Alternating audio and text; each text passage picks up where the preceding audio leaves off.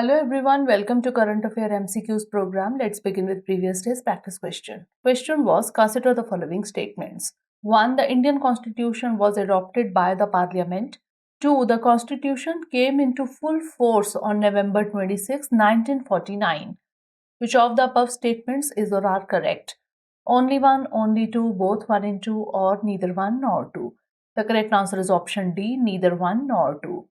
Constitution Day is celebrated across the country today, that is 26th November.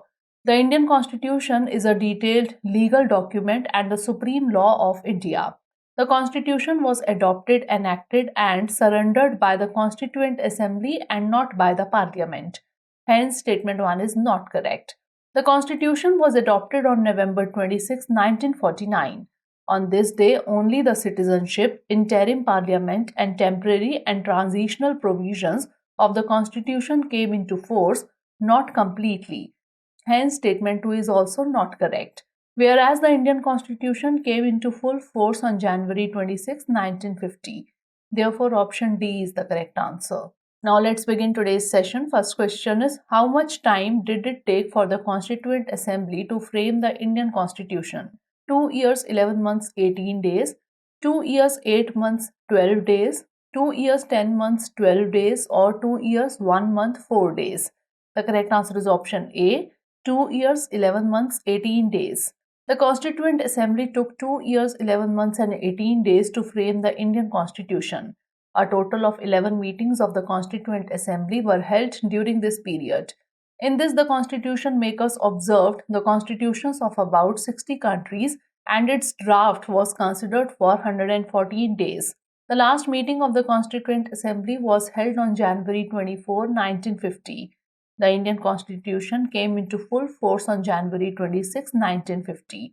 Therefore, option A is the correct answer. Next question is, consider the following statements with reference to the Indian Constitution. 1. The Constitution can be amended as necessary. 2. There can be more than one interpretation of a constitutional matter. 3. There is a proper balance of rigidity and flexibility in the Indian Constitution. 4. Indian Constitution is a living document. Which of the above statements is or are correct? Only 4, only 2 and 3, only 3 and 4, or 1, 2, 3 and 4. The correct answer is option D, 1, 2, 3 and 4. The Indian Parliament can amend the Constitution as per the need of the time. Hence, statement 1 is correct. The Supreme Court has the right to interpret the Constitution. There can be different interpretations of anything in the Constitution in different cases. Hence, statement 2 is correct. There is a proper balance of rigidity and flexibility in the Indian Constitution. Hence, statement 3 is correct. While flexible means open vision towards changes, rigid means rigid attitude towards unnecessary changes. It is because of its liberal attitude towards changes that our Indian Constitution is called a living document. Hence, statement 4 is correct. Therefore, option D is the correct answer. Next question is, consider the following pairs, committee and chairman. 1. Drafting Committee B.R. Ambedkar. 2. Sangh Shakti Committee Jawaharlal Nehru. 3. Steering Committee Vallabhbhai Patel. How many of the above pairs are matched? Only 1, only 2, all 3, or none. The correct answer is option B, only 2. The Indian Constitution was created by the Constituent Assembly. The Constituent Assembly formed a total of 13 committees to deal with various tasks related to the making of the Constitution, out of which 8 major committees were Drafting Committee B.R. Ambedkar, hence pair 1 is correctly matched. Sangh Shakti Committee Jawaharlal Nehru, hence pair 2 is correctly matched.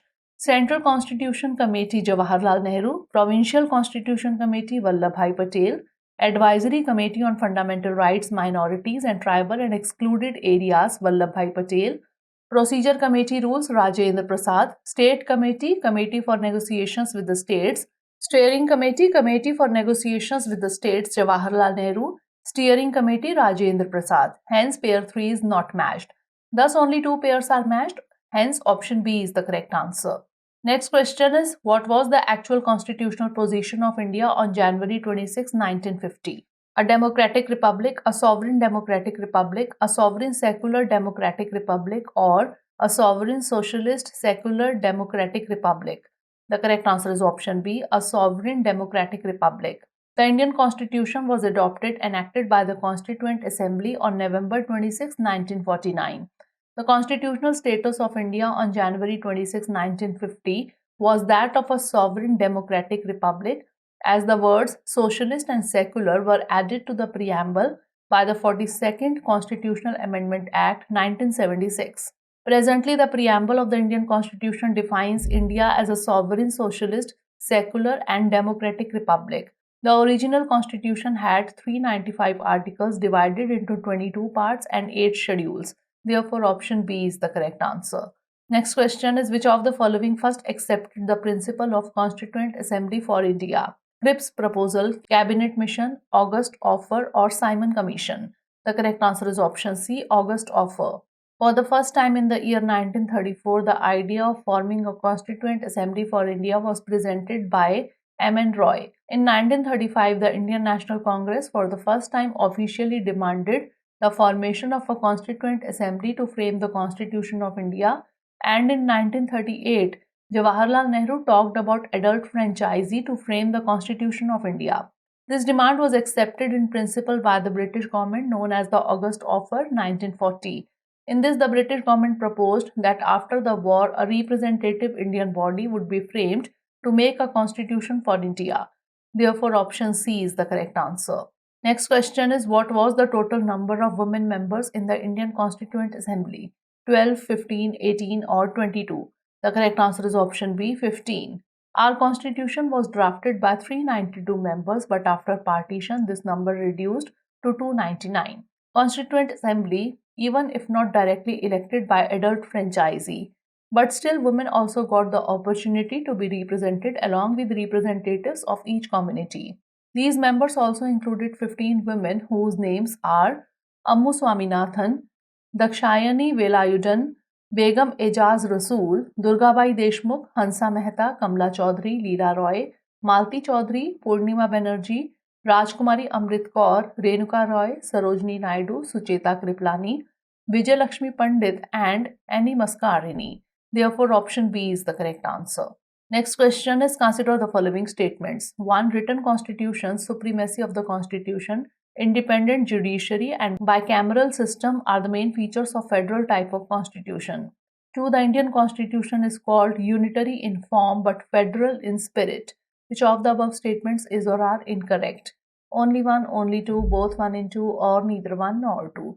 The correct answer is option B, only two. The Constitution of India establishes a federal form of government with a tendency towards unitary. Article 1 of the Constitution describes India as a union of states. Although for convenience of administration it is divided into different states, it is unitary in spirit. Additionally, the Indian Union is neither the result of an agreement by the states, nor do the states have the right to secede from the Union. The Indian Constitution has been described as federal in form but unitary in spirit. Hence, statement 2 is not correct. The federal features of the Constitution are two governments, center and state, written Constitution, rigidity of the Constitution, supremacy of the Constitution, division of powers, independent judiciary and bicameral system. Therefore, statement 1 is correct. Therefore, option B is the correct answer. Next question is, which of the following statements is correct? Dr. Sachidanand Sinha was the temporary president of the Constituent Assembly in its first meeting. The Constituent Assembly adopted and enacted the Indian Constitution on November 26, 1949. India became a sovereign democratic republic on January 26, 1950, or all of the above. The correct answer is option D, all of the above. The first meeting of the Constituent Assembly was held on December 9, 1946. The Muslim League boycotted this meeting and insisted on the demand for a separate nation in the form of Pakistan. Thus, only 211 members participated in the meeting and the senior most member, Dr. Sachidanand Sinha, was elected as the temporary president of the Constituent Assembly. Hence, statement 1 is correct. Later, Dr. Rajendra Prasad was elected as the president of the Constituent Assembly. Similarly, H.C. Mukherjee and V.T. Krishnamachari elected as Deputy Speaker of the Constituent Assembly. After considering all the clauses of the draft constitution, the Constituent Assembly adopted and enacted the constitution on 26 November 1949. Hence, statement 2 is correct. On January 26, 1950, India became a sovereign democratic republic. Hence, statement 3 is also correct. Therefore, option D is the correct answer. Next question is, when was the last meeting of the Constituent Assembly of India held? November 26, 1949, January 24, 1950, December 5, 1949, or January 25, 1950. The correct answer is option B, January 24, 1950. The meeting of the Constituent Assembly began on December 9, 1946, whose temporary president was Sachidanand Sinha. Whereas on December 11, 1946, Dr. Rajendra Prasad became the permanent president of the Constituent Assembly. A total of 11 meetings were held for the Constituent Assembly. Apart from this, the last meeting of the Constituent Assembly was held on 24th January 1950. The Constitution of India, 395 articles, 8 schedules, 22 parts was signed on this day. Therefore, option B is the correct answer. Now it's time for the practice question.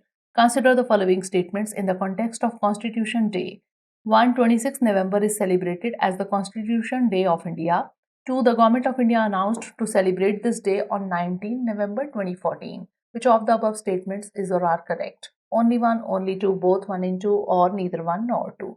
Send the answer of this question in the comment section. Stay tuned for the next episode. Thanks for watching.